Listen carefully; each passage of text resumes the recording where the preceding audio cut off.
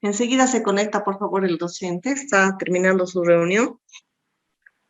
Quería consultarles a qué docentes quisieran ustedes que se los pueda invitar para el día miércoles. A ver, ¿qué sugerencias tienen? Queríamos invitar a todos, pero lastimosamente no queremos tomar mucho tiempo, ¿no? Queremos que sea algo breve de unos 20 minutos y no sé qué sugerencias tienen.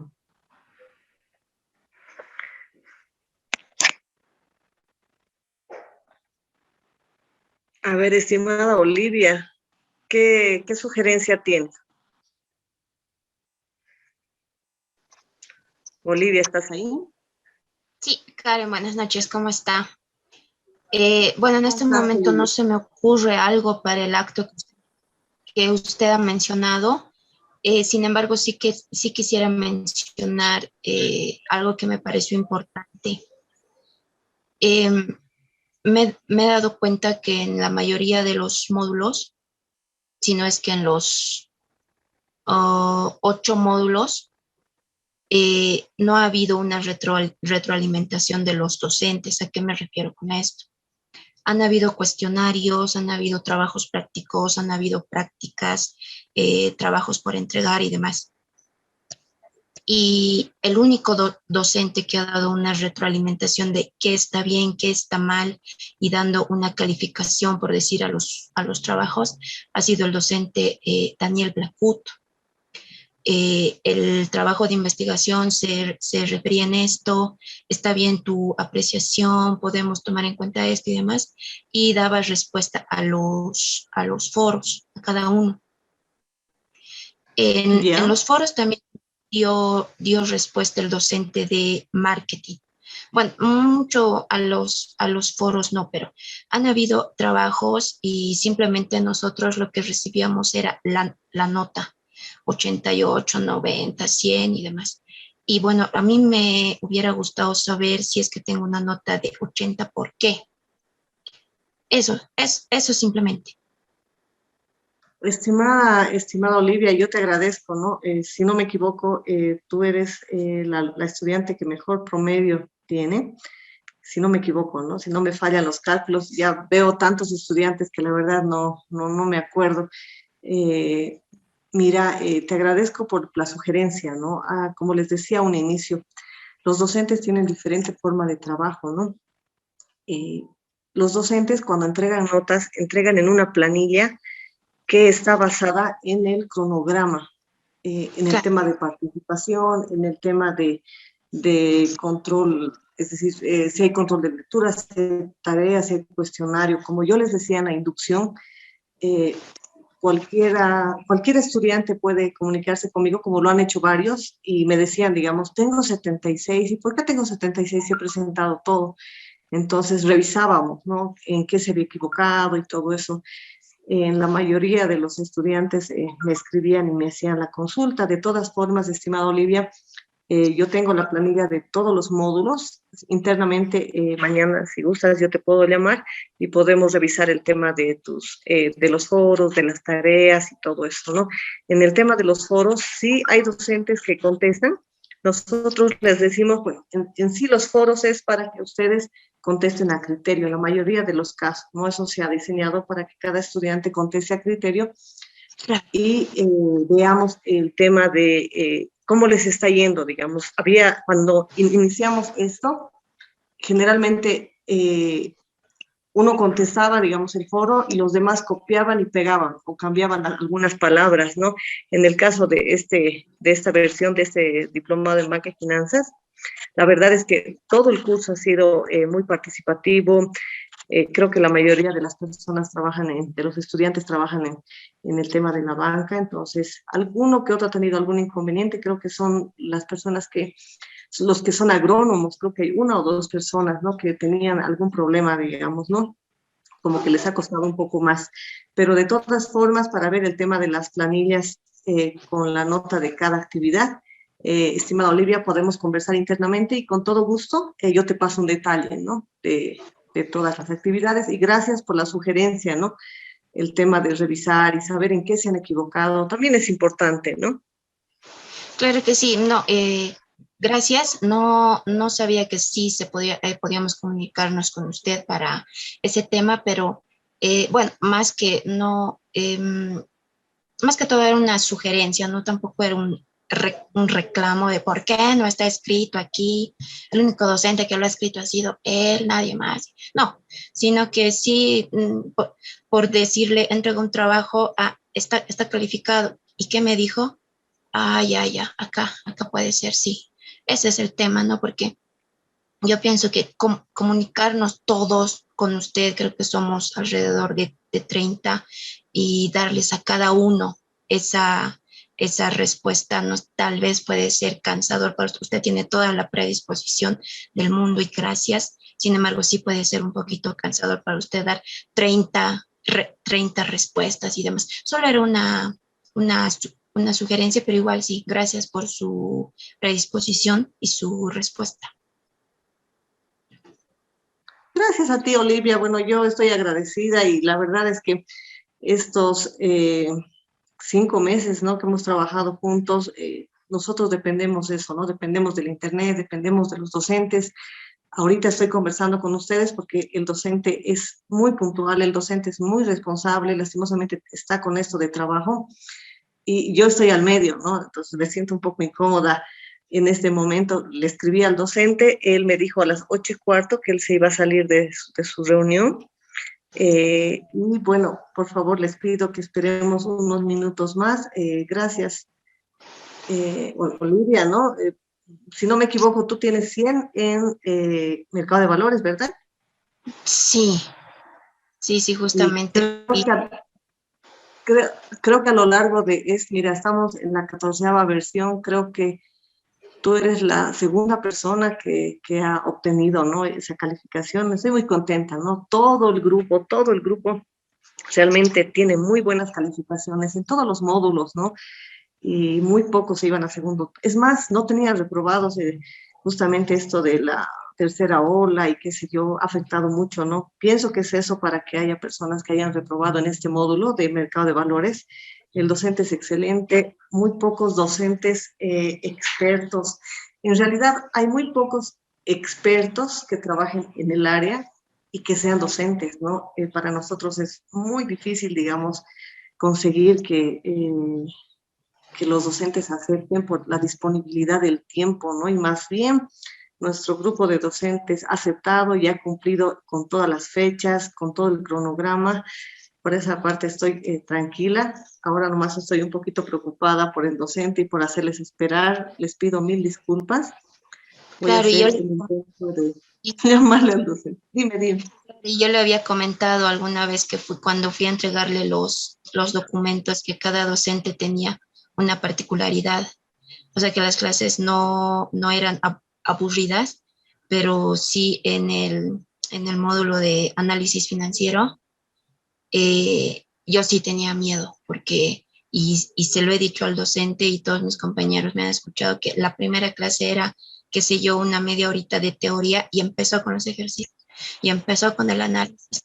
¿Y qué podemos sacar de esto? ¿Y qué podemos ver en aquello? ¿Y qué podemos...? Y yo me he quedado callada porque de verdad no sabía qué responder. Y cuando tenía la respuesta, otra persona respondía, ay, era esto. Pero sí, la verdad, cada docente ha tenido su particularidad y ninguno ha sido aburrido. Sí, en el caso del docente del módulo 6, en las evaluaciones que hacen los estudiantes, hemos tenido muy buenos resultados, ¿no? No sé si ustedes comparten lo mismo. El docente Víctor Hugo Mejía es excelente. Bueno, son excelentes todos, ¿no? Creo que todo el grupo ha sido excelente. Y yo se los digo porque yo trabajo en la fundación ya más de 5 años, entonces todos los docentes son muy, muy buenos y por eso es que no lo quise cambiar, porque cada vez que iniciamos una versión del diplomado, lo que hacemos es contratar a todos los docentes. Todos los docentes están contratados, entonces todos tienen que trabajar en su material. Entonces, si un docente me dice, Karen, lastimosamente, por temas de trabajo no voy a poder, entonces es complicado llamar a otro y decirle, bueno, que aliste su material y todo eso, ¿no? Hay docentes que sí lo hacen, que tienen el material, que solamente tienen que actualizar pero no es lo que debería ser, ¿no? Y por eso yo tuve que bajar el módulo 6, subir un módulo anterior a este, y un poquito hemos variado en eso, pero siempre haciendo la consulta a los profesionales, ¿no?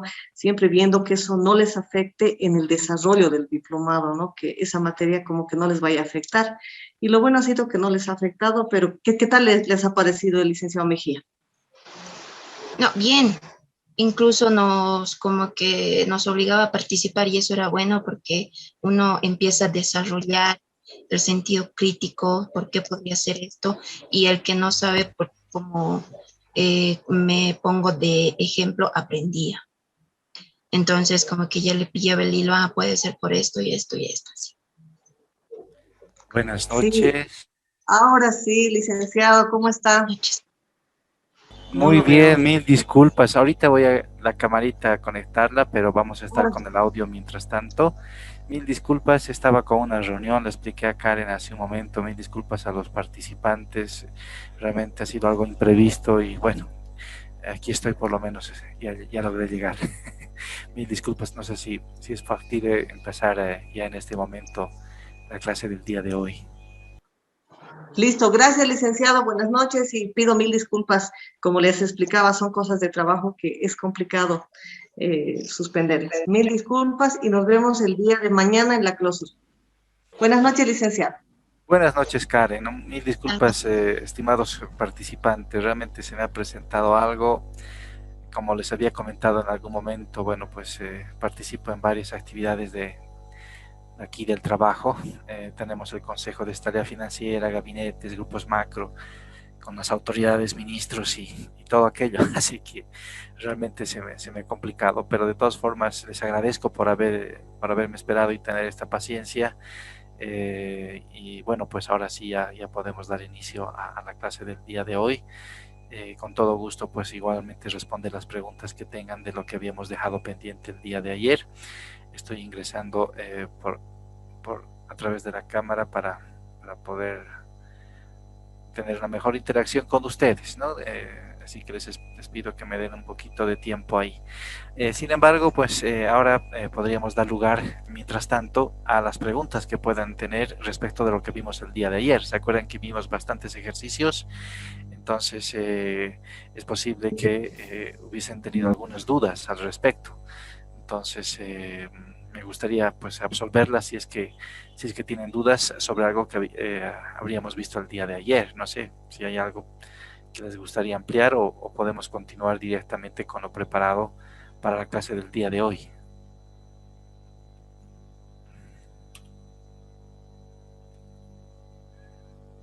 Bien, parece que no hay dudas, ¿no es cierto?, de lo que habíamos visto el día de ayer.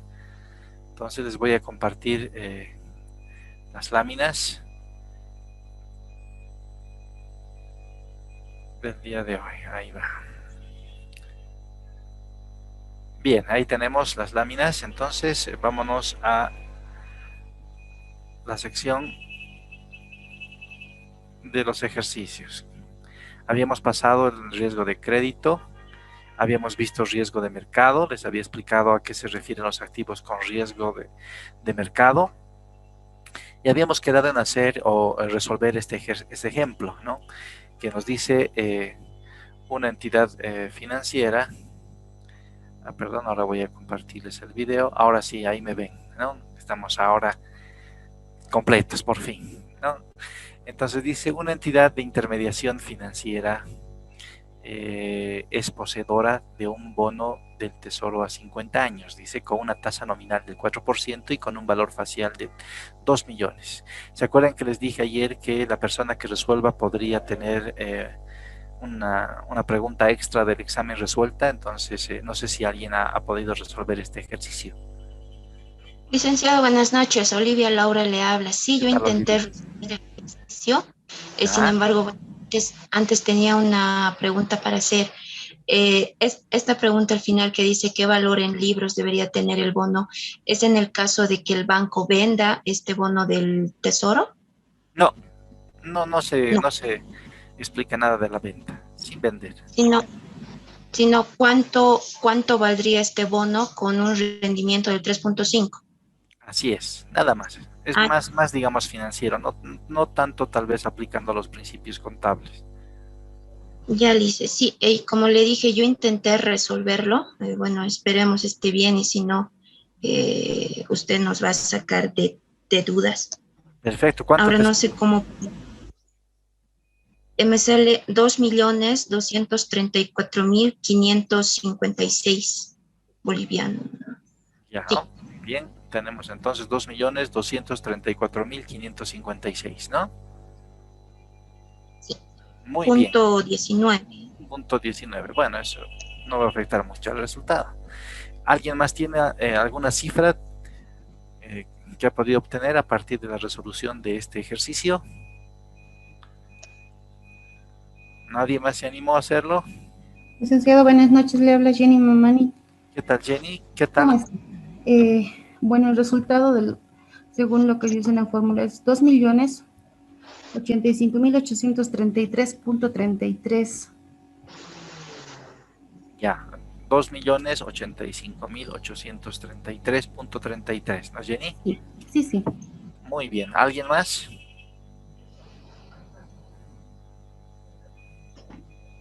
Muy bien, ahora vamos entonces a resolverlo. Para ello voy a compartirles el Excel donde tengo anotadas las dos personas que me dieron sus resultados y también los resultados correspondientes. Entonces vamos a comparar finalmente estos resultados con lo que tenemos en el enunciado.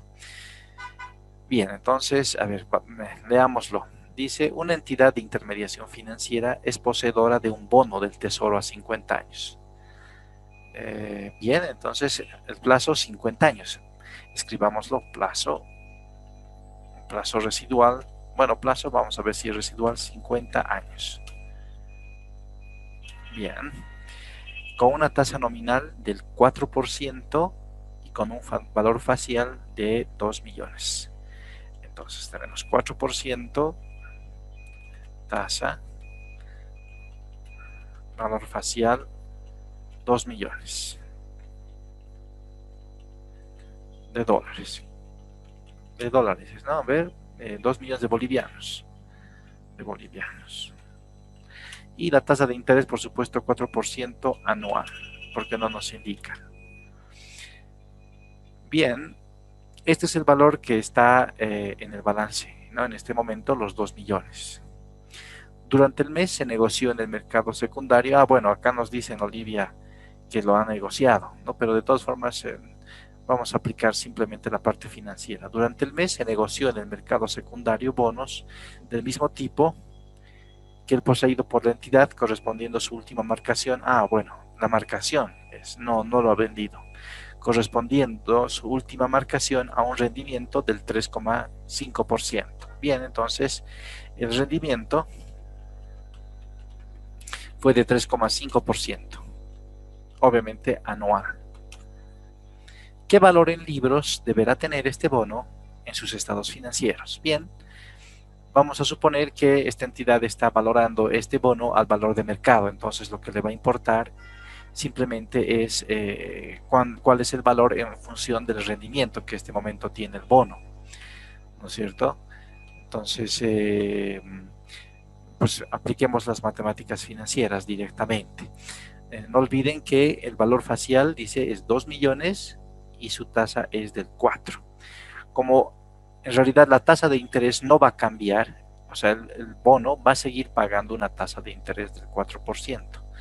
Lo que cambia en realidad es el rendimiento que va a otorgar este bono al poseedor del bono, ¿no? Y ese rendimiento, ese sí puede ir fluctuando cada vez que se hace una negociación, puede ser cada día, cada mes, cada semana, pero en realidad la tasa de interés del bono no ha de cambiar. Esa siempre va a ser 4% hasta la finalización del plazo de los 50 años, que es el momento en el cual se ha de pagar, ¿no? Entonces, como hay un ajuste a la baja en el rendimiento, cae el rendimiento del 4 al 3,5. ¿Cuál es el valor del bono? Lo lógico sería que se incremente o se reduzca el valor del bono. ¿Y por qué? A ver, ¿quién puede darnos la respuesta?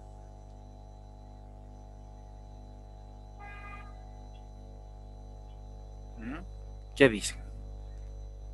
Yo leí, licenciado, que si la tasa disminuye, el valor del bono sube. Exactamente. Y ¿Qué más? ¿Qué más? ¿Qué más? A ver. Bien, eso es. Entonces, ¿por qué pasa eso?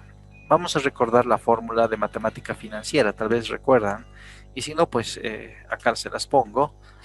El valor futuro de un bono, de un activo cualquiera, es igual a su valor presente multiplicado por 1 más la tasa de interés, vamos a simbolizar con R, la tasa de interés elevado a, ¿no es cierto?, al tiempo, al número de periodos, ¿no?, en el cual queremos hacer la medición del valor futuro.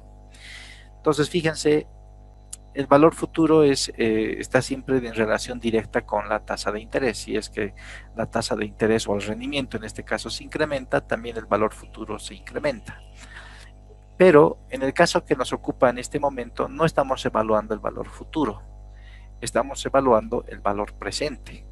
Entonces lo que queremos hacer es despejar la letra P, ¿no? Este es el valor presente, este es el valor futuro. Si despejamos la letra P, tenemos que P es igual, ¿no es cierto?, a el valor futuro dividido entre 1 más el rendimiento elevado al tiempo. Ese es el valor presente. Fíjense que en este caso el rendimiento, la tasa, está en el denominador, está debajo, ¿no? Es el valor futuro dividido entre. Cuando un número está en el denominador, lo que ocurre es que se genera una relación inversa entre la P y el rendimiento. Cuando el rendimiento se incrementa, el valor de P se reduce, ¿no? Cuando el rendimiento se incrementa, el valor de P se reduce. Y lo contrario va a pasar cuando el rendimiento se reduce, el valor de P se incrementa, ¿no? Esa es una ley, digamos, financiera por esta relación, ¿no? Por la forma en la cual medimos el interés compuesto, ¿no? Hay una relación inversa entre el rendimiento y el valor del activo. Entonces, lo que tenemos que hacer es aplicar esta fórmula, ¿no es cierto?, aplicar esta fórmula al valor presente y de esa forma, pues, saber cuál es la variación que va a tener este bono, que tiene un rendimiento del 4%, ¿no? 4%. Entonces, ¿cómo harían? ¿Qué han hecho? A ver, ¿tú qué has hecho, Olivia? A ver, puedes comentarnos, ¿cómo has resuelto este ejercicio? licenciado, la verdad no, en un principio sí dije que esto iba a ser algún ejercicio de matemática financiera. Sin embargo, viendo la tasa nominal y la tasa de rendimiento en el mercado, bueno, yo pensé que el 4% es la tasa que se está pagando por el bono anual y la tasa de rendimiento, bueno, el rendimiento que tiene en el mercado. Entonces, con lo que yo he trabajado es con el resultado del cupón del bono Ya, multiplicado por, bueno, el cupón del bono multiplicado por 1 más el rendimiento elevado al tiempo menos 1. Y bueno, es una fórmula larga, pero sí he trabajado con el cupón del bono, es decir, he trabajado con el 4% y con el 3.5% en el mismo ejercicio.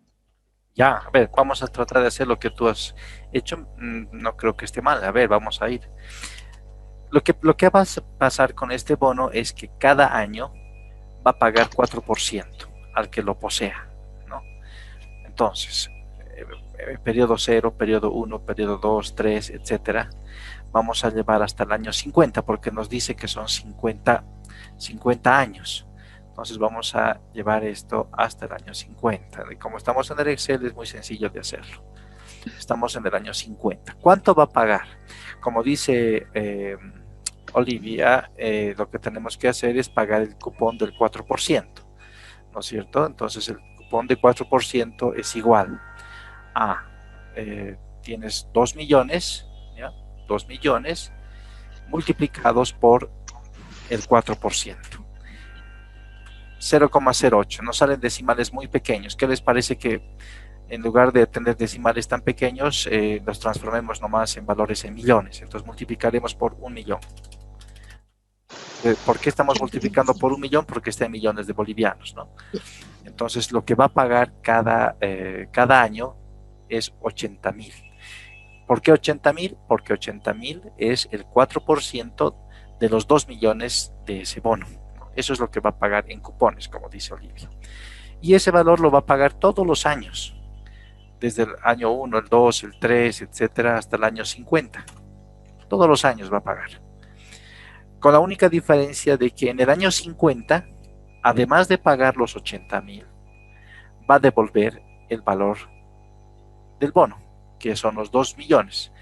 Y para transformar a millones igualmente multiplicamos por 1.000.000, ¿no? Entonces, el último año, además de los 80.000, va a pagar 2 millones.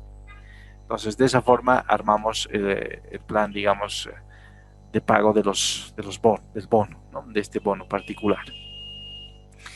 Ahora lo que tenemos que encontrar es el valor presente de este flujo, ¿no? El valor presente de este flujo, considerando ya no el 4%, sino el 3,5%. Para hacer la prueba, digamos, primero vamos a calcular el valor presente.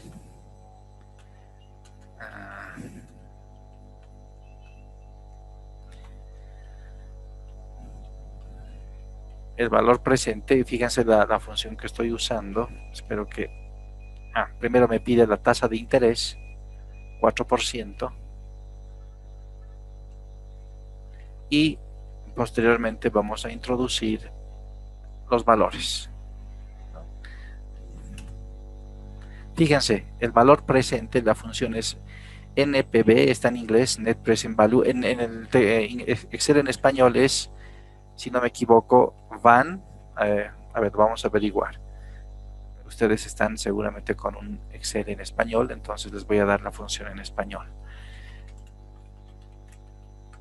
Un segundito, vamos a averiguarlo.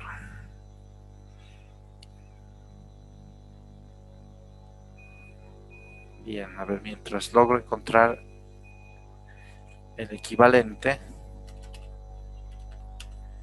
es BNA, ¿ya? Para ustedes que están en la versión en español, es tienen que utilizar BNA, ¿no? Y primero ponen la tasa y después introducen los pagos. Así es la función, ¿ya? BNA. En el caso de mi teclado, porque está en inglés, es NPV. Entonces tenemos el valor presente de todos estos flujos de los 80.000 que paga cada año, considerando que en el año 50 va a pagar 2.080, considerando la tasa del 4, y me va a dar los 2 millones. Esa es la prueba que quería hacer con ustedes para que vean que está bien calculado, ¿no? O sea, tenía que dar 2 millones porque estamos calculando un rendimiento de 4. Pero ahora vamos a considerar otro valor presente, un valor presente 2, le voy a llamar, con la misma fórmula, la misma exactamente, pero en lugar de apuntar al 4%, vamos a apuntar al 3,5%. Entonces, por supuesto, el valor presente tiene que incrementarse, como les dije, ¿no? Cuando cae el rendimiento, se incrementa el valor presente. Y me sale 2.234.556, que es justamente la respuesta que nos había dado Olivia, ¿no? Esa es la forma de resolver este ejemplo. No sé si tienen alguna duda. Justamente eso es lo que hiciste, ¿no, Olivia? Sí, licenciado, la verdad usted lo hizo muy sencillo porque si usted puede ver, tengo hasta mis hojitas. Qué interesante. O sea, lo demostraste a mano, lo hiciste, ¿no? Sí, acá escrito en todas partes, pero sí me salió el mismo. Ese es el resultado que he encontrado, licenciado. Excelente. Entonces, tómenlo en cuenta. Fíjense cómo con el Excel este tipo de ejercicios se pueden hacer bastante simples, ¿no? ¿no ve? Se pueden hacer bastante simples y les comento, muchas veces se ha dado este tipo de negociaciones. ¿Cómo? A ver, les voy a explicar. No les voy a decir qué entidad, por supuesto, son cosas que no se pueden mencionar, pero sí son estrategias financieras. Supónganse que un día ustedes tienen dinero suficiente, los 2 millones, y se compran un bono del Tesoro de Bolivia. Alguna entidad lo hace, ¿no? Entonces compra ese bono del Tesoro hoy y se lo queda por un tiempo. Y después de unos meses resulta que el rendimiento del bono cae. Es decir, las tasas de interés en el mercado en general han caído y tú puedes venderlo a alguien. Generalmente pueden comprar las AFPs, pueden comprar también empresas de seguros, algún banco, otra persona, una agencia de bolsa. Entonces, como los rendimientos han caído, tú aprovechas el momento y vendes tu bono. El chiste está cuánto tiempo has tardado en venderlo. Suponiendo que tú lo has vendido un año después, o sea, te lo quedaste un año.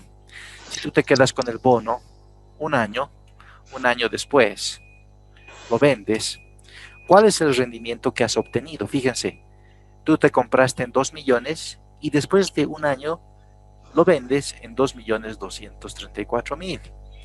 Hay una ganancia. ¿Cuál ha sido tu ganancia? La diferencia de los dos. Este valor menos este valor. Los 234.000. ¿Cuál es el rendimiento? Bueno, el rendimiento anual sería el valor que has ganado dividido entre lo que has invertido, que son los 2 millones. Y fíjense el rendimiento que no es malo, ¿no es cierto? Y esto ha pasado muchas veces recientemente. Les digo que hay, digamos, empresas o personas que han comprado bonos a un rendimiento del 4 o inclusive DPFs, porque los DPFs ustedes saben que también se negocian principalmente en el mercado de valores y en los últimos años han ampliado su plazo. Antes los DPFs llegaban a 10 años, 5 años, 10 años, ahora tenemos de 15, de 20 años, algunos DPFs. Entonces, mientras más largo sea el periodo, más rendimiento se puede obtener cuando hay variaciones en la tasa de interés, en el rendimiento, ¿no? Esta tasa. Entonces, fíjense, en un solo año ha generado un rendimiento del 11%. Muy por encima de lo que te puede ofrecer una entidad financiera, ¿no? Que te paga por depósitos un 3%, 2%, a veces llegan al 5% máximo, alguna entidad llega al 7%, pero haciendo una negociación en el mercado de valores se puede especular y generar este tipo de rendimientos que son bastante importantes.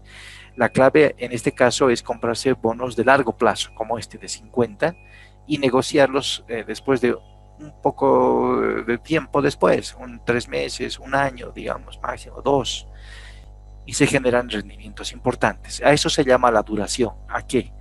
Cuanto más alto es el plazo, más se puede ganar por variaciones en la tasa de interés y perder también, ¿no? Si en lugar de bajar la tasa, más bien se hubiera elevado, el rendimiento se hubiera elevado, entonces podrían haber perdido si lo hubieran tenido que vender. Digamos que en lugar de ser 4, hubiera sido 4,3. Hubieran perdido 122.000 bolivianos, ¿no? Entonces, fíjense, ¿no? Esa es la dinámica del mercado de valores y los rendimientos que se pueden obtener. ¿Qué más les puedo indicar sobre esta parte? Bueno, a ver, algo que quería decirles, ya se me fue. Obtienen un buen rendimiento, negociando, especulando. Bueno, ya se me acordará. El negocio en el mercado de valores es especular, es hacer este tipo de cosas, ¿no? Es comprarse y vender rápido, hacer este tipo de negocios, generar mucho dinero en poco tiempo. En algún caso, por ejemplo, se observó que una entidad no lo vendió un año después, o una persona, digo, no lo vendió un año después, lo vendió un día después. Entonces, fíjense, si es que lo vendió un día después, tiene en un solo año, en un solo día, perdón, un rendimiento de 11,7. Entonces son realmente las cosas que se dan en el mercado de valores. Lo que quería aclararles es lo siguiente, ¿no? Que le quede también claro al resto, también a Olivia, creo que le ha servido esta explicación. Un bono mantiene su misma tasa hasta el final, no va a cambiar ese 4%. Siempre lo va a tener hasta el final, hasta que pague el valor total de los 2 millones. Y todos los años va a pagar 80%. Eso no cambia en ningún bono. Lo que cambia es los rendimientos a los cuales se están negociando ese tipo de títulos en el mercado de valores. Un día, por la oferta y la demanda, el rendimiento puede ser mayor o puede ser menor. Pero ese bono siempre va a pagar 80 cada año. Jamás eso va a cambiar. Va a pagar 80 cada año. Pero por las negociaciones que se dan en el mercado de valores, alguien puede ser que haya comprado el bono más caro. En este caso lo está comprando a 2.234.000. ¿Por qué podría comprar más caro? Bueno, porque puede ser que, por ejemplo, otro tipo de bonos se hayan deteriorado en su calidad crediticia y este bono sea muy apreciado y todos quieran comprarse este. Por eso podría estar más caro. O podría estar más barato también.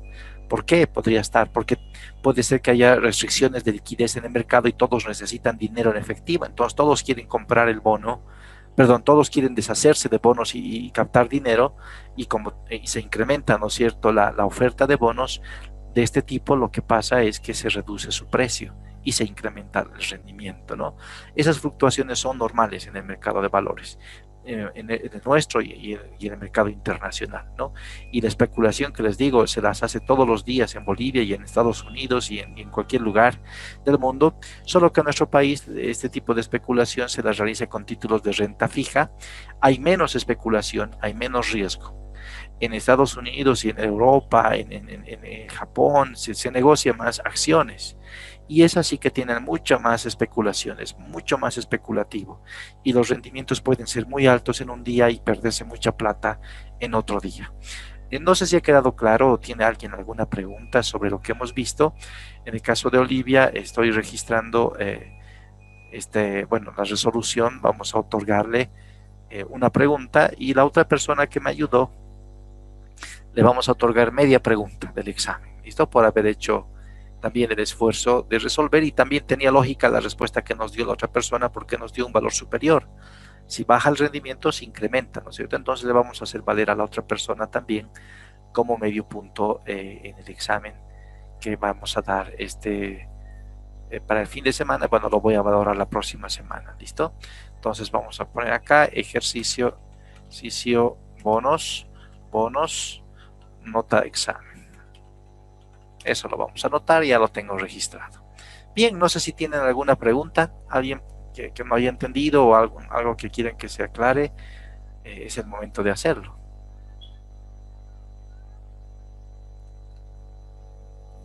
Bien, parece que no, ¿no? Entonces vamos a... Lice, buenas noches. Sí, buenas noches. Carmen, ¿no? Sí, Lice, una consulta. Quisiera que vuelva a repetir la parte en el porcentaje del 3.5%. ¿Cómo la cantidad? ¿Cómo no? ¿Quieres que te diga por qué se aplica esa tasa del 3,5%, no? Sí. Licenciado, Sí, licenciado, sí. si no fuera mucha molestia, por favor, si podría repetir, lo ha hecho rápido, ¿verdad? No le va a tomar mucho tiempo, un poco más Y el resumido. ejercicio. Perfecto, Sí, claro por favor. que sí. Muy bien. Gracias. Entonces repetimos todo, ¿no? Bien, lo que tenemos es un título, que es un bono, dice, a 50 años. Es decir, que se emite un título y tú compras el bono y lo compras en 2 millones, eso está ahorita registrado en el balance de la entidad, los 2 millones lo compras y tú vas a recibir tus 2 millones de aquí a 50 años. Te lo compraste, ¿no? Y vas a recibirlo de vuelta a 50 años. ¿Quién emite bonos? Emite el Tesoro General del Estado, de la Nación, por ejemplo, el Banco Central, las entidades financieras, no financieras, muchos emisores podría haber de bonos, ¿no? Tenemos la lista en la página de ASFI. Entonces, tú te compras ese bono con esperanza de recibir cada año 4%. Entonces, y recuperas tus 2 millones en 50 años. Pero estamos suponiendo que en este caso tú tienes que ajustar el valor del bono en función de las fluctuaciones del mercado, ¿no? Que es muy diferente a este valor del 4%. Entonces, muy diferente. Primeramente, lo que hacemos es establecer como un plan de pagos de este bono, ¿no? Es un plan de pagos, así como un crédito, lo mismo. Entonces, en ese plan de pagos, en un bono, no es como un crédito que se paga capital e intereses, ¿no? En un crédito común, en una entidad financiera, cuando uno paga sus cuotas, cada mes paga capital e intereses, y es la cuota. En los bonos no es así. En los bonos se paga solamente el interés, solamente intereses se pagan durante todo el periodo del bono, ¿no? Durante todo el periodo del bono, hasta llegar al último periodo, donde se paga el total, los intereses, más el valor facial del bono, que son los 2 millones. Eso es lo común. Hay otros bonos que se llaman bonos cupón cero, etcétera. No estamos hablando. Esto es lo común, lo que les estoy mostrando, ¿no? Un bono tú te compras y todos los años te va a pagar interés. Todos los años. ¿Qué interés te va a pagar? El que está escrito en el papel del bono. ¿Cuánto? El 4% del valor que has prestado. Y solamente al final te van a pagar el total más tus intereses de ese año. Eso es lo que hemos armado como plan de pagos, por eso están acá los 50 años, ¿no? Esa es la diferencia con un crédito, ¿no? En un crédito uno se presta y cada mes paga una cuota fija, ¿no es cierto? Donde una parte es capital y una parte es interés. Eso no es así en los bonos, no es así. En los bonos se paga solamente el interés, nada más. Y el capital al final, ¿ya? Hasta ahí, digamos, creo que no está difícil. Sin embargo, cuando hay fluctuaciones en el mercado, les había indicado la clase anterior, hay una parte en los estados financieros de las entidades en el balance que se llama inversiones temporarias y hay otra parte que se llama inversiones permanentes. Si la entidad financiera se ha comprado este bono con la intención de quedarse hasta los 50 años y cobrar después de 50 años el bono, lo va a registrar en inversiones permanentes. Pero si su intención no es quedarse los 50 años con el bono, sino más bien especular, es decir, negociarlo y generar una ganancia en corto plazo, lo va a registrar en inversiones temporarias. Cuando registran inversiones temporarias, se suele considerar el valor de mercado, ¿no? O sea, en Bolivia no está todavía tan así como les digo, pero bueno, les digo en ámbitos internacionales, ¿no? Cuando uno valora el bono, cuando está en inversiones temporarias, a nivel internacional se le llama trading book, es cuando la entidad piensa negociarlo en el corto plazo, no se lo va a quedar los 50 años el bono, entonces tiene que cambiar el valor del bono en función de cada día, en función de las negociaciones que hayan hecho otras personas con bonos como ese, ¿no? Tú no lo has vendido, pero ha habido otra persona que ha vendido un bono similar y a otro precio. Entonces tú tienes que ajustar tu propio bono a ese precio, ¿no? Y para ello se generan pues precios de marcación, ¿no? Entonces en un determinado día puede marcarse un precio, es decir, se establece el precio al cual van a valorar todas las personas que tengan ese bono en sus balances, ¿no? Entonces da la casualidad que el precio de marcación es inferior en tasa de interés a la tasa que te ha ofrecido el que te ha emitido el bono. El que te ha emitido el bono te ha dicho yo te pago 4% anual, pero en el mercado ya no se está pagando ese 4% por ese tipo de bonos, se está pagando 3,5% cada año. En el ámbito de mercado de valores, el precio se lo puede medir en bolivianos, pero se lo suele medir en tasa de interés. Es diferente que intermediación, ¿no? En intermediación te dicen, bueno, también lo miden en tasa, ¿no? ¿A cuánto te van a prestar el crédito? ¿Al 5%, al 7%, al 15%? De alguna forma también lo ven en tasa, ¿no? En el mercado de valores, pero el precio básicamente se lo ve en función de las tasas de interés. Y te dicen, yo me he comprado un bono a 50 años por 2 millones y lo de menos es los 2 millones. Lo que más importa es la tasa, es al 4%. Y te dicen, hoy día ya no se está negociando al 4% ese bono, hoy día se está negociando al 3,5%, ha bajado la tasa de rendimiento. Y de rendimiento se llama, ¿no? Hay una diferencia, no es tasa de interés, es tasa de rendimiento, así se le conoce. La tasa de interés está fija y eso es lo que te va a pagar el bono todos los años. El rendimiento es al precio al cual se está comprando y vendiendo ese mismo título todos los días en el mercado de valores, ¿no? Entonces, este día se ha comprado, el precio es 3,5%, ese es el rendimiento, y lo que tú tienes que hacer en tu balance es ajustar el valor que tenías registrado de 2 millones de tu bono, ya no vale 2 millones, ahora vale 2.234.000. Es más caro. ¿Por qué es más caro? Porque el rendimiento del mercado es más bajo. Y por esta relación que les he mostrado del interés compuesto se da ese fenómeno, ¿no? Cuando el rendimiento cae, el precio del activo se incrementa. Cuando el rendimiento se incrementa, el precio del activo cae. Por eso les decía, veamos con 4,3, sube, fíjense, el rendimiento es mayor a la tasa y ha caído el valor del activo. Ya no es 2 millones, es 1.800.000.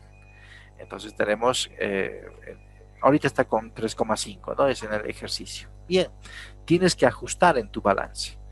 ¿Por cuánto? Por los 234, que es lo que ha variado. ¿Cómo hemos calculado esos 234? Bueno, aquí tenemos un flujo de varios pagos, son 50 pagos de 80.000 bolivianos y un último pago de 2 millones. Olivia lo hizo a mano y eso es más complejo. Pueden usar también alguna fórmula que sí existen en libros de matemática financiera.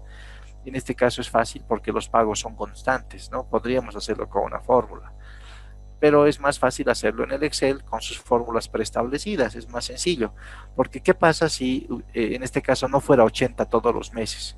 En otro mes fuera 40, en otro mes fuera 50, etcétera. Ya no podríamos aplicar las fórmulas de los libros, ¿no? De matemáticas financieras, ya no sería factible. ¿Por qué? Porque es más complicado y tardaríamos mucho tiempo y a veces necesitamos hacer este cálculo inmediatamente. Entonces lo que hacemos es aplicar la fórmula de Excel, y en Excel en español la fórmula es BNA, donde el primer argumento es la tasa de interés o de rendimiento, y el segundo argumento es toda la lista de pagos que se va a hacer durante la vida del bono.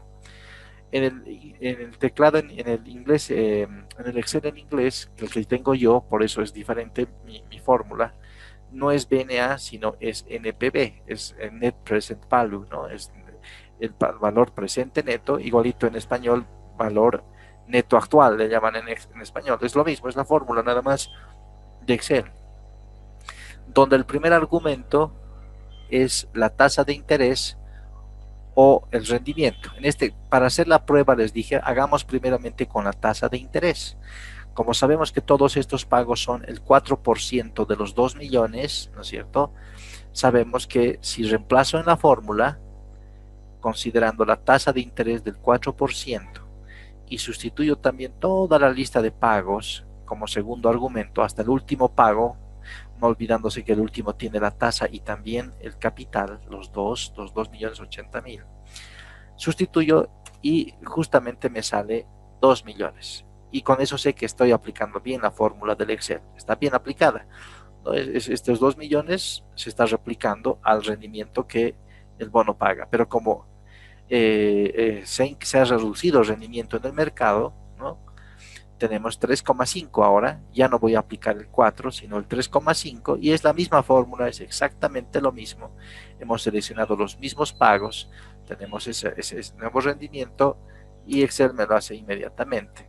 Entonces observo que se incrementa el valor de la tasa, perdón, el valor del facial, no el facial, ese no cambia. El valor que tengo que registrar en mi balance general se ha incrementado. Ya no es 2 millones, es 2.234.000. Por lo tanto, ¿qué registro contable debería hacer yo en mi balance? Así como vimos ayer, ¿se acuerdan? Tengo que incrementar el valor del bono, digamos, ¿no? Inversiones temporarias, el valor del bono se va a incrementar por los 234.000, porque ahorita ya tendríamos los 2 millones registrados, ¿no es cierto? Y eso me va a generar un ingreso por valorización o por marcaciones, el nombre que quieran ponerle, ¿no? Por marcaciones de mercado, por marcaciones, ¿no? Que se dan en el mercado, en el haber, y de igual forma serían los 234.000, es decir, he tenido una ganancia por esta reducción en el rendimiento. Y si la entidad decide en ese momento negociar su bono, le van a pagar ese valor adicional, ¿no? Le van a pagar. No es necesario que hagamos el registro, pero le van a pagar. Si lo va a vender ese momento, o sea, justamente ya va a poder generar en efectivo esa ganancia, ¿no? O sea, a ver, hagamos nomás el asiento, lo que va a ocurrir es que si vende la entidad del bono, va a recibir en efectivo, ¿no? Ya no va a recibir los 2 millones, sino los 2.234.000, y se van a ir de inversiones temporarias ese mismo valor, ¿no? Se van. Y se va a generar un efectivo superior al que ha pagado el día anterior, de los 2 millones, ahora tiene 2.234.000, ¿no? Y genera una ganancia. Esa es la explicación. Entonces no hay que confundir el rendimiento con la tasa. La tasa es lo que está escrito en el papel cuando tú te compras el bono, eso es. Pero el rendimiento es lo que están pagando en el mercado otras personas por un bono similar al que tú te has comprado. Eso es. Entonces lo que consideras para valorar en tu balance es lo que están pagando en el mercado por un bono similar. Eso es lo que se considera, ese es el valor de mercado, así se conoce como valor de mercado, ¿no es cierto? Para los bonos, ¿no? Y si hay una caída en el rendimiento, está por debajo de la tasa que tú pagaste, entonces te genera un ingreso. Y si lo negocias en el mercado, pues vas a tener realmente en efectivo la ganancia que la has registrado. Esa es la idea, no sé si se ha entendido.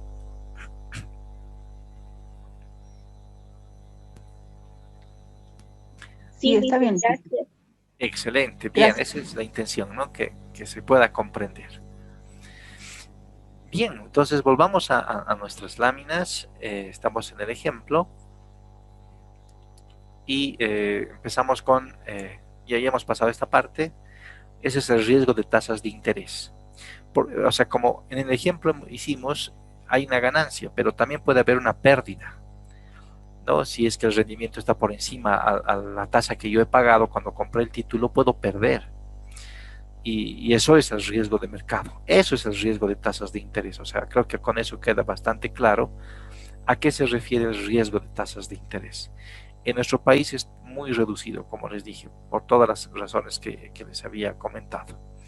El otro riesgo de mercado es el riesgo de tipos de cambio, ¿no? El riesgo de tipos de cambio está relacionado con las variaciones del tipo de cambio precisamente, ¿no? Entonces, para ello tenemos que dividir los tipos de los activos y pasivos de la entidad en moneda nacional y en moneda extranjera, ¿no? Tenemos que separarlos, digamos, hacer la división moneda nacional y extranjera, y me quedo solamente con la de moneda extranjera, tanto en activos como en pasivos. La diferencia se conoce como posición cambiaria, ¿no? Como posición cambiaria. Y en esa posición cambiaria pueden existir tres tipos de posiciones cambiarias: posiciones cambiarias largas, posiciones cambiarias cortas y posiciones cambiarias equilibradas. Es lo que veíamos en el control. Creo que tenemos un ejercicio por ahí. Si hay un ejemplo. A ver. ¿Cuándo se da la posición cambiaria larga? Cuando los activos son mayores a los pasivos en moneda extranjera. Eso es posición larga. Si son iguales, la posición cambiaria es cero, y eso es equilibrado, se conoce como posición equilibrada. Si los activos son menores a los pasivos, este valor va a dar negativo y se conoce como una posición cambiaria corta, posición corta. Entonces, ¿cómo se evalúan los riesgos? Si la posición cambiaria es larga, es decir, los activos son mayores a los pasivos en moneda extranjera y el tipo de cambio se incrementa, es decir, ahorita está el tipo de cambio 6.96, ¿no es cierto?, en el mercado oficial de venta. Si mañana se depreciara y ya no fuera 6.96, sino fuera 7, eso sería una depreciación. Si la entidad tiene una posición larga y se genera una depreciación, va a ganar contablemente. Si la entidad tiene una posición corta y se deprecia el tipo de cambio, va a perder. Si la entidad tiene una posición larga y se aprecia el tipo de cambio, pierde. Si la entidad tiene una posición corta y se aprecia, gana. Y la razón es muy simple. Vamos a irnos al Excel una vez más, o sea, prefiero hacerlo en Excel, me parece que es mucho más simple y directo entenderlo. Vamos a irnos a esta misma hoja y en la hoja de lado vamos a ver la posición cambiaria. Supongamos que una entidad tiene en activos divididos entre moneda nacional y moneda extranjera. Igualmente tiene pasivos, moneda nacional y moneda extranjera. Entonces, vamos a ver cuánto, vamos a hacer una distribución. Digamos en moneda nacional tiene 80 y en moneda extranjera tiene 20. En total tiene 100. El pasivo no necesariamente es igual al activo, es un poco inferior en realidad, ¿no? Entonces supongamos que en moneda nacional tiene pasivos por 50 y en moneda extranjera tiene pasivos por 30. Listo. Entonces tenemos que el total de pasivos es 80, el total de activos es 100. Y supongamos que el tipo de cambio actual es, bueno, primeramente, bueno, el tipo de cambio, pongamos nomás 6.96, vamos a suponer que solo es ese, no hay compra-venta, vamos a suponer que solo es eso, 6.96. Primeramente calculemos la posición cambiaria. La posición cambiaria es la resta de los activos en moneda extranjera menos los pasivos en moneda extranjera, de los dos. Su posición cambiaria es negativa, es decir, es una posición corta, lo que tiene la entidad financiera, es una posición corta cuando es negativa. Vamos a hacer depreciar el tipo de cambio. Entonces vamos a poner tipo de cambio nuevo, que no sea 6.96, que sea 7. Estamos haciendo subir el tipo de cambio, es decir, hay una depreciación del tipo de cambio. ¿Cuál es el nuevo balance? Bueno, voy a copiar esto y vamos a calcular el nuevo balance. Nuevo balance, moneda nacional no le va a pasar nada, ¿no ve? Y en pasivos y en activos, moneda nacional no pasa nada. Lo que va a pasar es en moneda extranjera, ¿no? En moneda extranjera tenemos que actualizar por esta variación. ¿Cómo hacemos la actualización? El nuevo tipo de cambio, ¿no?, dividido entre el antiguo tipo de cambio, multiplicado por el valor que tenía registrado, ¿no? Entonces tomen nota de aquello. Es el nuevo tipo de cambio dividido entre el antiguo tipo de cambio multiplicado por el valor registrado. Ya no es 20, sino es 20.11, fíjense, ¿no? Ya es más. ¿Por qué? Porque se ha depreciado. Tengo más activos. Si tenía cartera, por ejemplo, ya mi prestatario ya no me va a pagar 20, me va a pagar 20.11. Entonces para el prestatario le va a ser más caro el crédito, pero yo estoy feliz porque el crédito está en dólares y me van a pagar más. Pero también tengo activos pasivos en moneda extranjera y lo mismo vamos a hacer. El nuevo tipo de cambio sobre el antiguo tipo de cambio multiplicado por los pasivos en moneda extranjera. El problema es que ahora yo ya no debo 30, ahora debo 30.17, ese es mi pasivo, ¿no es cierto? Ahora debo más. Y mi pasivo total ya no es 80 simplemente, sino mi pasivo total es 80.17. Entonces fíjense que ha habido un cambio importante en activos y en pasivos, pero al final, ¿estoy ganando o estoy perdiendo? Esa es la pregunta. ¿Cuál es? Bueno, en realidad estoy perdiendo. ¿Por qué? Porque fíjense cuánto se ha incrementado mi pasivo, ¿no? Vamos a hacer el incremento. ¿Cuánto ha cambiado? Bueno, el activo, ¿cuánto ha cambiado? Se ha incrementado en 0,11 lo que tengo. ¿Y cuánto se ha incrementado lo que debo? Esto menos esto. Se ha incrementado en 0,17. Lo que debo es mayor a lo que tengo por esta variación del tipo de cambio. Por lo tanto, hay una pérdida, porque ya debo más de lo que debía. ¿Por qué debo más? Porque mis pasivos resulta que han sido superiores a mis activos, tenía una posición cambiaria corta y el tipo de cambio se ha depreciado. Entonces ahora tengo una pérdida. ¿De cuánto? La diferencia entre esto bueno, para que sea negativo, este menos este. Mi pérdida, este es 0,06. Parece chico, pero si fueran miles de millones de bolivianos, la pérdida no sería tan irrelevante como parecería acá.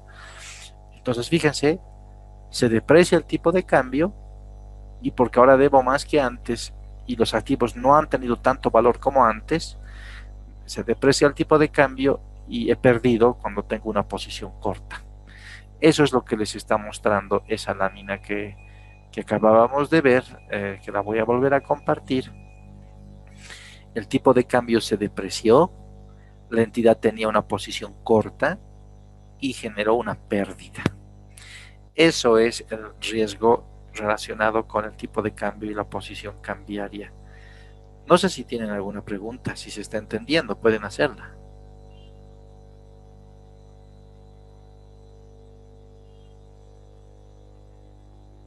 ¿Se entendió todo? ¿Cuál es el parche de esto sobre la posición de corta, si se podría volver a explicar, que sale -10. Exacto. ¿Qué pasó con eso? El cálculo no lo he entendido bien, dice. De la posición corta. Ya. ¿Cómo es el cálculo? El cálculo, fíjense que no es muy complejo, ¿no? Fíjense, tengo aquí el activo y el pasivo, ¿no? Activo, aquí se los pondré completo, activo, y este es pasivo. El activo y el pasivo hay que dividirlos en dos partes. El activo que está expresado en moneda nacional, es decir, que todo se va a valorar en moneda nacional, y el activo que está en moneda extranjera. Por ejemplo, yo podría prestar crédito en dólares a alguien y me tienen que devolver dólares, no me puede devolver bolivianos. Y de igual forma, los pasivos son las deudas que yo tengo y hay que dividirlas en dos grupos, en moneda nacional y en moneda extranjera. Yo presto, me presto, en este caso es pasivo, me presto en bolivianos o me puedo prestar de alguien también en dólares. Aquí da la casualidad de que lo que se presta en dólares es mayor de lo que va a cobrar en dólares o en moneda extranjera, ¿no? En este caso estamos diciendo dólares. ¿Cómo se calcula la posición cambiaria? Simplemente es la resta. Hay que restar el activo en moneda extranjera menos el pasivo en moneda extranjera. Restan. Si le sale negativo, es corta la posición. Si le sale positivo, es larga. Y si le sale igualito, es equilibrada. ¿Cómo sería igualito? 0 va a salir, ¿no ven? O sea, si aquí tuviera yo 30 y sale 0, la posición cambiaria es equilibrada. Pero en este caso no está ocurriendo eso, ¿no? La posición cambiaria es negativa. Cuando es negativa, es corta. Por eso les puse como ayuda en la lámina, si se dan cuenta, les puse unos signos. En corta le puse signo negativo. Cuando la posición es corta, activo en moneda extranjera, la fórmula que está aquí arriba. Activo moneda extranjera menos pasivo moneda extranjera. Si sale negativo, es corta. Si sale positivo, es larga. Si sale igualito, es equilibrada. Cuando es equilibrada no hay riesgo de cambio, de tipo de cambio, ¿no? Solamente hay riesgo cuando hay posiciones largas o posiciones cortas, donde uno puede ganar o puede perder en función de las variaciones del tipo de cambio. No sé si con eso se puede entender mejor. Sí, dice, muchas gracias. Muy bien. Existen límites, el Banco Central ha establecido límites a la posición cambiaria por monedas, ¿no? No solamente hay dólares en Bolivia, como ustedes saben, hay un montón de monedas y hay también oro, hay también moneda nacional con mantenimiento de valor, etcétera, etcétera. Entonces, básicamente, la que está vigente a partir de 2019 son estas dos que están acá. Tanto en posición larga como en posición corta, no puede estar por encima del 50% del patrimonio contable. Ese es el límite. 50% del patrimonio contable, ¿no? 50%, por arriba o por abajo. Es un límite normativo. En la normativa de ASFI también existe, es más complejo que lo que hemos visto, la posición cambiaria, como pueden ver acá. En realidad esta es la fórmula que sugiere Basilea y hay que ver partidas no solo las que están dentro del balance, sino las que están por fuera del balance. No lo vamos a resolver, es muy complejo para verlo en poco tiempo, pero fíjense que hay que determinar las posiciones en dólares, en euros, en yenes, ¿no es cierto? En marcos alemanes, en la moneda brasilera, los reales y también en oro. Hay que hacer un cálculo y hay que determinar con respecto al capital regulatorio. Ese es el límite que establece la normativa. Son ratios que establece la normativa actual en ASFI, ¿no? Que están tomadas de Basilea, pero nos tomaríamos realmente mucho tiempo resolviendo eso. No es tan fácil esta parte, ¿no? Entonces vamos a dar eso como explicado, pero es la misma operativa que hemos visto acá. Es la misma operativa, activos menos pasivos en moneda extranjera, solo que se lo hace por monedas y hay que aplicar ciertas relaciones, como ven acá, el valor máximo, valores absolutos, hay que tomar el oro, hay que dividir entre capital regulatorio. No es complejo, pero sí nos tomaría buen tiempito, ¿no? Entonces esto lo vamos a dar como explicado, es similar al otro caso que es más sencillo. Eso en cuanto al segundo riesgo importante al que se enfrentan las entidades, el riesgo de mercado. El tercer riesgo relevante al cual las entidades se enfrentan constantemente, y ese sí es en todos los tipos de entidades, es el riesgo operacional. No solamente entidades de intermediación financiera, entidades de valores también, de servicios financieros complementarios, del mercado de seguros, inclusive entidades públicas como ASFI, Banco Central, todas tienen un componente importante de riesgo operacional. De hecho, es creo incluso más importante que el riesgo de mercado. Este riesgo, ¿no?, es transversal a todo. ¿Qué es riesgo operacional? Es el riesgo que por razones relacionadas con personas, con sistemas, fallos en las personas, en los sistemas, en los procesos o eventos externos, la entidad tenga pérdidas. Como ejemplo, ¿cómo ocurre esto? Como ejemplo, ustedes saben que las personas no necesariamente, bueno, ninguna persona es infalible, ¿no? Comete errores. Entonces puede ser que en el registro contable, a la hora de cobrar, etcétera, etcétera, comete errores. Entonces, muchos de esos errores pueden costarle a la entidad pérdidas importantes, ¿no? Si por ejemplo, en lugar de cobrar a un prestatario, un cajero, por decir, en vez de cobrar $100, cobra $20, hay una pérdida. Entonces la entidad financiera tiene que ver cómo gestionar. En las entidades, en el caso de los cajeros, se lo cobran al cajero, ¿no es cierto? Entonces ese cobro que le hacen al cajero por su error, de alguna forma, pero también la entidad lo asume, porque también los cajeros tienen un bono especial por fallos de caja, ¿no? O sea, el cajero, si bien paga los fallas que tiene, pero también recibe un bono, y ese bono también la entidad tiene que pagarlo, y bueno, pues es un costo también para la entidad. O sea, es seguro que donde haya personas han de generarse fallas. No hay algo que haga un ser humano que no tenga fallas, ¿no? Pero no solamente hay fallas, también hay otro tipo de actuaciones de las personas que ya son premeditadas, como por ejemplo fraudes, ¿no?, hurto, a veces con complicidad entre varios funcionarios. Ustedes saben, hay casos muy conocidos, ¿no?, gente que ha ido a la cárcel por haber encontrado fallas en los procedimientos internos de alguna entidad y haber aprovechado aquello para sustraer millones de bolivianos.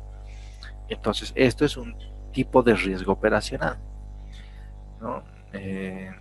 No solamente sería con relación a sus errores o también a fraudes, también a que una persona, un empleado, no respeta los procedimientos internos de una entidad. Entonces, por ejemplo, no deja apagado el cortapicos de su computador, por dar un ejemplo. Lo deja prendido. Y por alguna razón eso genera una chispa y hay un incendio y se quema el lugar. Entonces es otro tipo de riesgo operativo. Los sistemas también generan problemas, no solo las personas. Cuando hablamos de sistemas, nos estamos refiriendo principalmente a los sistemas informáticos.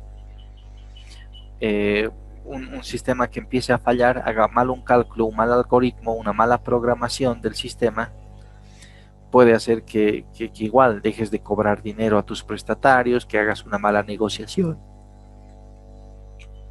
También puede ocasionarte una vulnerabilidad para fraudes, por ejemplo, ¿cómo se llama? Ataques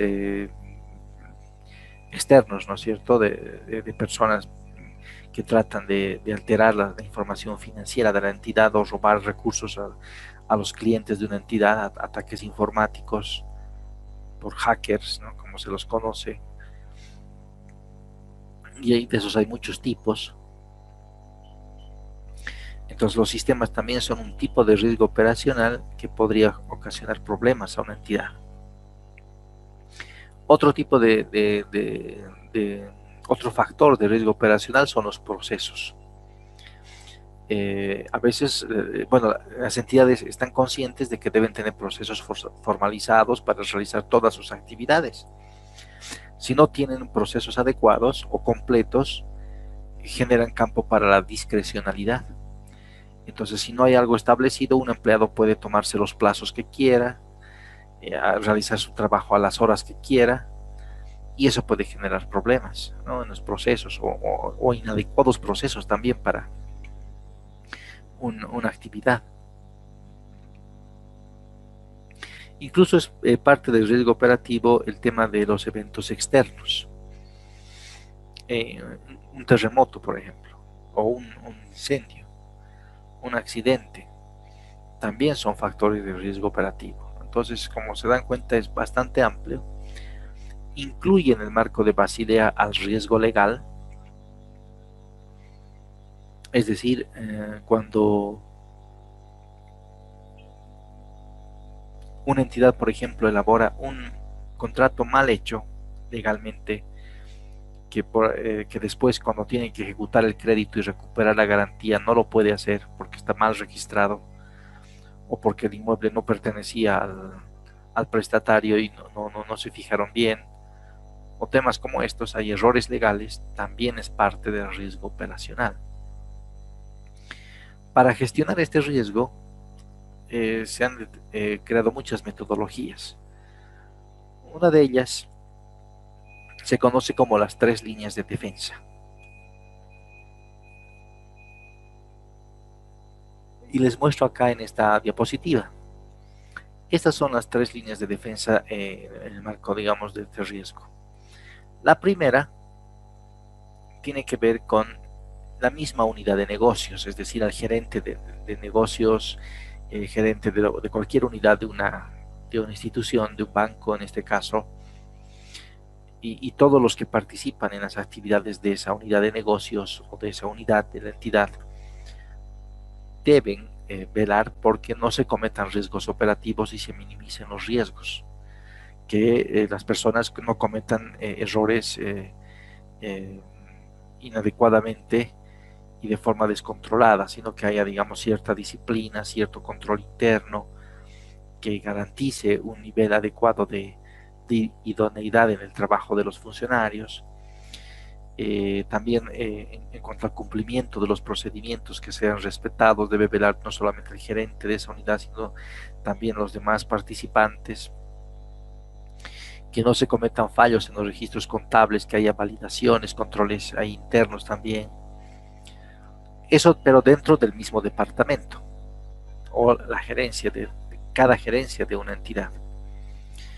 Aún así, sin embargo, podría el riesgo estar latente, presente y generar problemas. Puede ser que no sea detectado por error humano, por negligencia, por falta de tiempo, etcétera, puede ser que no se detecte un evento de riesgo operativo que podría generar problemas mayores después.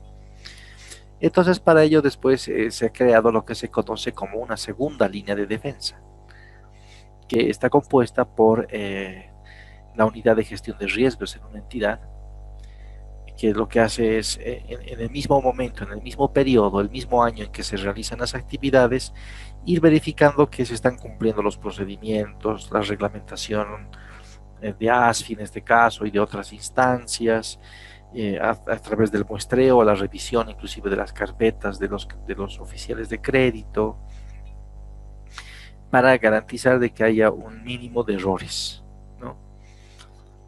Sin embargo, inclusive a pesar del trabajo de esta línea de defensa, porque no revisarían todo esta línea de defensa, la unidad de gestión de riesgos lo va a ver, digamos, de una forma algo más general, puede hacerlo por muestreo, etcétera, pero no va a revisar cada línea de actividad de otra área, porque si no tendría que rehacer el mismo trabajo, que no lo va a hacer. Entonces, como está sujeto a la aleatoriedad de no haber detectado cierto error, todavía puede salir de esta línea de defensa el evento de riesgo operativo y nadie se da cuenta y no se corrige. Por ejemplo, un error podría ser falta de envío de información puntual a ASFI y no se da cuenta el departamento que debería enviar, no se da cuenta la unidad de gestión de riesgos o de reportes, tampoco nadie se da cuenta y después resulta que van a tener que pagar una multa muy alta, ¿no? Ese es un tipo de evento también de riesgo operativo. Entonces, para eso existe una tercera línea de defensa. La desventaja de esta tercera línea es que la revisión y el seguimiento que hace a las actividades no es inmediatamente en el momento en el cual se están realizando las actividades, sino es generalmente, y en realidad básicamente siempre, una gestión posterior o inclusive más de una gestión, en algún caso que no debería ser, pero puede ocurrir más de una gestión después. Se dan cuenta de los errores que se han estado cometiendo ya en el pasado. Y esta unidad pues genera las alertas, no las recomendaciones en realidad, y llama la atención sobre lo que se está haciendo mal. Entonces, la tercera línea de defensa de la entidad.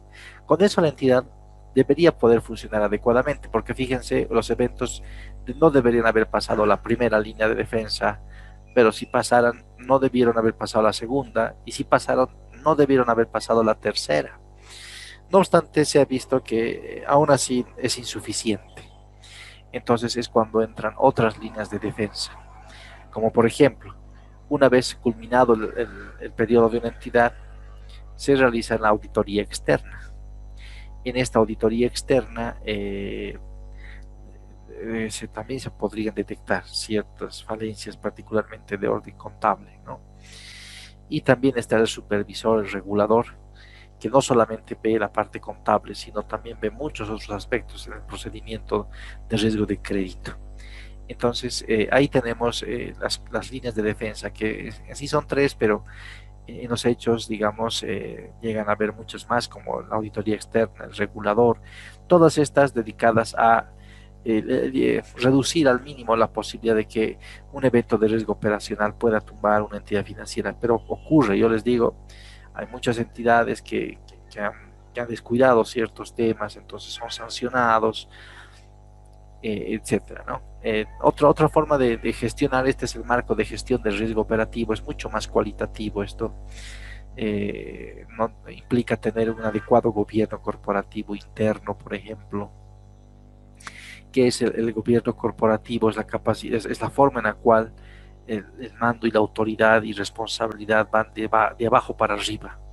Es decir, tiene que estar bien establecido el canal de quiénes están, digamos, por encima de quiénes en la jerarquía organizacional, ¿no? Y que se respete esa jerarquía y que adecuadamente permita transmitir las políticas, la planificación y la ejecución de las actividades año tras año a todos los niveles de la organización, de arriba para abajo, ¿no? Y para poder tener esto, pues requieren una definición de lo que es apetito de riesgo, ¿no? En el apetito de riesgo, las entidades definen hasta dónde quieren llegar arriesgándose en sus actividades, ¿no? Algunas entidades podrían ser bastante renuentes al riesgo, pero querer tener menos riesgo implica mayores costos y menores rentabilidad. Entonces muchas entidades tienen que guardar un equilibrio entre rentabilidad y riesgo y decidir hasta dónde van a arriesgarse en sus actividades, en todos los riesgos, el riesgo de crédito, el riesgo de mercado, ¿no? Una vez que se definen estos aspectos, hay un gobierno corporativo, hay una definición del apetito de riesgo. También es importante, pues, el siguiente paso es concientizar a los funcionarios de toda la organización sobre la importancia de la gestión del riesgo operativo, de todos estos temas de los fraudes, errores de sistemas, errores voluntarios, involuntarios, la necesidad de respetar los procedimientos y procesos e irlos mejorando continuamente. Básicamente eso, ¿no? Una cultura y concientización sobre lo que tiene que hacerse para gestionar este riesgo, generando políticas y procedimientos además, políticas formales. Tiene que estar escrito en un documento de políticas y los procedimientos que va a seguir la entidad para que todas las actividades internas se realicen y se puedan establecer funcionarios responsables para realizar todas las operaciones de la entidad y también pueda determinarse, digamos, la culpabilidad en caso de que se haya generado un evento que cause daño económico a la entidad financiera. Con esta información, bueno, ahí tenemos datos. La entidad se recomienda que la entidad genere una base de datos internos de pérdida y externos de pérdida. ¿Para qué? Para saber en qué áreas de su negocio se han ido generando errores más recurrentemente, dónde hay problemas operativos, dónde se están generando ese tipo de falencias en su institución. Esta recomendación la toma la Ley de Servicios Financieros y en realidad la ley lo que hace es generar la obligatoriedad a las entidades para que tengan una base de información por riesgo operativo que les permita hacer una gestión de este riesgo adecuada, ¿no? Voy a compartir con ustedes en este momento la Ley de Servicios Financieros, justamente donde se crea una base importante de datos que sirven a las entidades para gestionar su riesgo operativo. Vámonos entonces a la ley, es el artículo 480, si es que no sé qué pasó, dejó de compartir. A ver, vámonos otra vez. Ahora sí, vámonos a la ley y nos vamos al artículo. Acá está, 480. Este es, ¿no? Que dice: Central de Información de Riesgo Operativo. La Autoridad de Supervisión del Sistema Financiero, ASFI, administrará una base de datos denominada Central de Información de Riesgo Operativo. La misma deberá registrar los eventos y pérdidas por fallas y deficiencias operativas incurridas por las entidades financieras. Esta base ya existe. Todos los meses, cada trimestre, las entidades reportan a ASFI sus eventos de riesgo operativo clasificados, bueno, por factor de riesgo, canal, etcétera, línea de negocio, por tipo de evento. Es muy grande la cantidad de información que se reporta mensualmente y eso les sirve a las entidades como un insumo de información interna para saber en qué áreas de sus negocios están generando más riesgo y generar también a futuro una gestión adecuada de este riesgo operativo, ¿no? Mejorar sus procesos. También lo usa la unidad de auditoría, la unidad de gestión de riesgos, etcétera, ¿no? Otro elemento para gestionar el riesgo operativo es la autoevaluación de control de riesgos, es decir, cada unidad debería autoevaluarse y decir en qué temas podrían generarse riesgos importantes a futuro, ¿no? Esa autoevaluación debería ser al menos anual. También pueden hacerse análisis de escenarios diciendo si ocurriera esto o esta otra situación, qué parte de nuestra entidad podría verse en problemas, en dificultades, deben generarse indicadores clave de riesgos, como por ejemplo, ¿qué indicadores? ¿Cómo podemos saber si en una entidad, en una unidad se puede generar mayores riesgos? Uno podría ser, por ejemplo, la rotación de empleados. Si los empleados rotan continuamente en una institución o en un departamento, eso le va a generar necesariamente riesgo operativo y la probabilidad de que se generen errores, tal vez no fraude, pero errores operativos de las personas, porque llegan nuevos, tienen que aprender recién, no conocen el funcionamiento de la entidad y cometen errores, ¿no? Como es natural. Entonces, un indicador clave de riesgo es la rotación de personal, por ejemplo, ¿no? Otro indicador que podría, en el caso de sistemas, por ejemplo, darnos una idea de si tenemos o no tenemos riesgo por sistemas, es cuando el departamento a cargo de estos continuamente le hace parches, ¿no? Hace parche 1, parche 2, ahí encuentra fallas, hay versión 1, versión 2, versión 3, versión 4, y las versiones son cada día. A veces yo he visto, ¿no?, en algunas instituciones crean un nuevo sistema interno, por ejemplo, y tiene tantos errores que lo están parchando al día siguiente y al día siguiente y al día siguiente, hay que actualizar. Mientras más parches tiene el sistema es porque no ha sido bien concebido de inicio, ¿no? Entonces, otro, por ejemplo de indicador clave de riesgo en recursos humanos, la cualificación, cuántas personas tienen estudios universitarios con maestría, diplomado, doctorado. Podría ser, no necesariamente, ¿no? Yo conozco mucha gente que no ha hecho una diplomado, una maestría, que también tiene un buen rendimiento, pero de todas formas a nivel general sí puede tomarse esto, ¿no?, como indicador de riesgo, la cualificación de los empleados. Con todos estos elementos se suele hacer una medición y modelación estadística, y se hace también un reporte a la alta gerencia. Es realmente muy amplio el riesgo operativo, ¿no? Se podría hablar realmente muchísimo de esto, ¿no? Pero eso es en resumen cómo funciona, ¿no? La responsabilidad está, por supuesto, en el gerente general y en el directorio, pero también en otras instancias como el comité de riesgos, ¿no?, que habíamos comentado, y la unidad de gestión de riesgos, que es la encargada de elaborar las políticas, planes, procedimientos para la gestión de riesgo operativo, ¿no?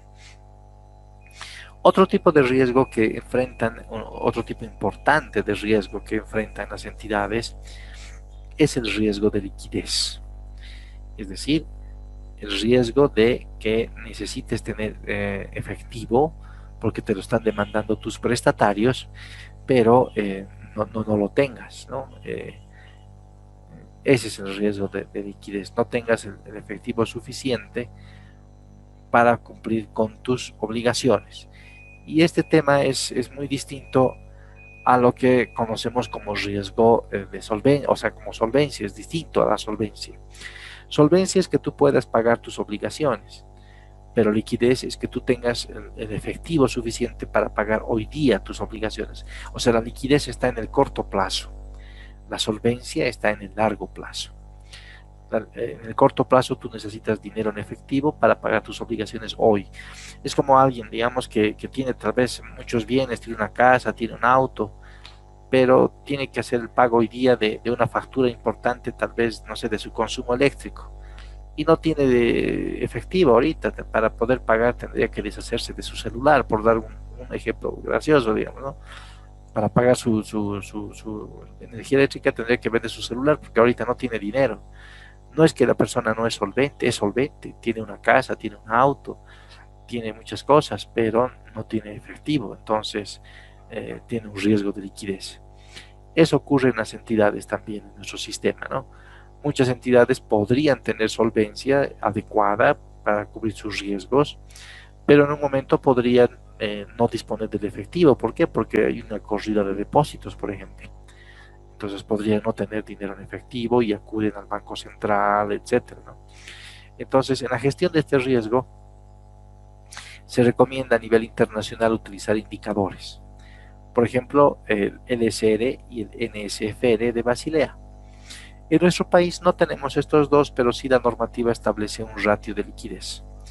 Un ratio de liquidez que tiene un límite mínimo establecido por las mismas entidades, que les permite gestionar su liquidez. Les dice, ellas tienen que decir hasta qué valor pueden llegar en su indicador de liquidez. Este ratio de liquidez básicamente es activos líquidos, que son efectivo e inversiones temporarias, divididos sobre pasivos de corto plazo. ¿Qué son los pasivos de corto plazo? Los depósitos en caja de ahorros y cuenta corriente. Básicamente es eso. Entonces tiene que tener un valor adecuado de activos líquidos por si hubiera una corrida de sus depósitos. Es lo que está diciendo el límite. Y las entidades establecen a cuánto como mínimo pueden llegar en este ratio. Siempre deben estar por encima. Si lo incumplen, están incumpliendo sus propios límites y podrían ser sujetos de una sanción también por parte de ASFI, ¿no? Otra de las herramientas que sí también existen actualmente es el calce de plazos, donde las entidades especifican cuánto dinero van a recibir en los próximos meses y cuánto van a pagar. Entonces dividen, ¿no?, sus flujos de efectivo estimados en bandas de tiempo, a una semana, a un mes, a un año, 2 años, más de 2 años, etcétera, ¿no? Entonces dividen aquello y determinan cuánto efectivo podrían necesitar, por ejemplo, de aquí a 60 días, o ya no más, en 30 días, o inclusive hasta un año, ¿no? Entonces eso se llama calce de plazos, otra herramienta establecida en la normativa para gestionar el riesgo de liquidez. El flujo de caja proyectado, o otra herramienta, ¿no?, donde hacen una proyección. Ya no es solamente establecer cuándo voy a recibir o no voy a recibir. En el flujo de caja proyectado proyectan su flujo de caja, no en función del contrato, ¿no? En el caso de plazos está en función de los contratos que tienen, ¿no? Si tú tienes un contrato de que tienes que pagar tu DPF el próximo mes porque se vence, pues es un contrato y eso está en el calce de plazos. Pero no es una proyección, es un contrato. En el flujo de caja se hacen proyecciones, puede utilizarse modelos estadísticos, etcétera, para proyectar el flujo de caja de una entidad financiera a los próximos meses, más allá de solamente ver el contrato, ¿no? Entonces, en este flujo de caja, digamos, ya te dice cuánto podría salir de caja de ahorros.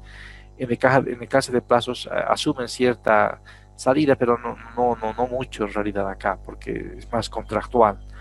La caja de ahorros por definición no tiene plazo, está ahí, digamos, indefinidamente. Pero en flujo de caja proyectado ya hacen estimaciones de cuánto podría salir este tipo de depósitos. Y otros indicadores y límites internos, ¿no?, como los 10 o 100 mayores depositantes que pueda tener una entidad respecto al total de depósitos, etcétera, para gestionar su riesgo de liquidez.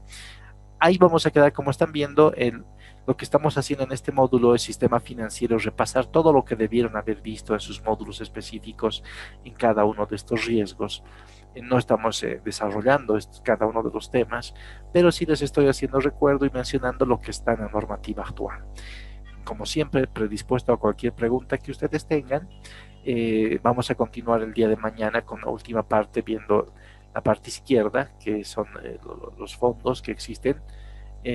Una pequeña, explicación ahí de la normativa también, de los indicadores, y pasaríamos al mercado de valores, así también muy rápidamente, que no es, un mercado muy desarrollado. Como les dije, les voy a explicar muy rápidamente un poco los indicadores que se suelen ver allí. Son mucho más complejos, la matemática financiera ya es mucho más compleja, y si nos da un poco de tiempo, al finalizar vamos a ver el tema del mercado también de seguros de forma muy breve, ¿no? Esa ha sido, la clase del día de hoy. No sé si tienen alguna pregunta para responderla ahora. Sí, licenciado.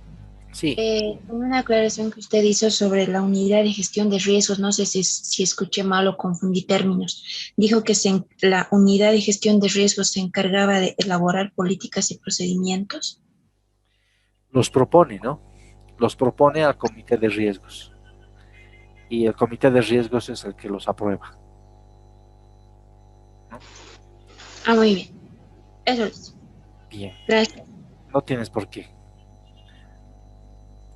¿Algo más? Licenciado, ¿cómo está? Le habla Karen.